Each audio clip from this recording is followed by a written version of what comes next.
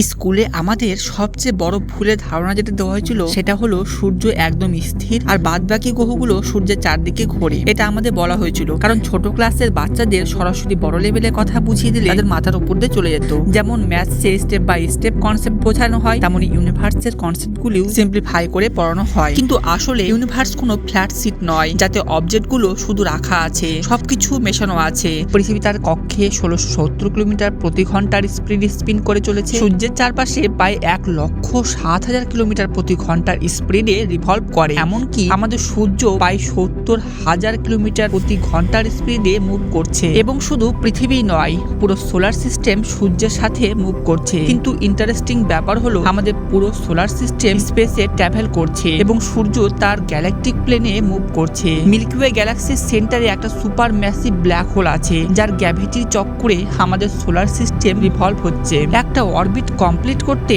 সময় লেগে যায় প্রায় 230 মিলিয়ন বছর। অর্থাৎ যে পয়েন্ট থেকে আমরা এখন ট্রাভেল করছি সেই পয়েন্টে 230 মিলিয়ন বছর আগে ডাইনোসরেরা ক্রস করেছে। এবং এখানে টুইস্ট হলো শুধু সোলার সিস্টেম নয়, আমাদের পুরো মিল্কি ওয়ে গ্যালাক্সিও মোশনে আছে এবং সেটা ট্রাভেল করছে প্রায় 390 মাইল প্রতি সেকেন্ডের স্পিডে। অর্থাৎ যখন থেকে আপনারা এই ভিডিওটি দেখা শুরু করেছেন ততক্ষণ পর্যন্ত আমরা ইউনিভার্সের 1.5 লক্ষ কিলোমিটার রাস্তা ট্রাভেল করে ফেলেছি।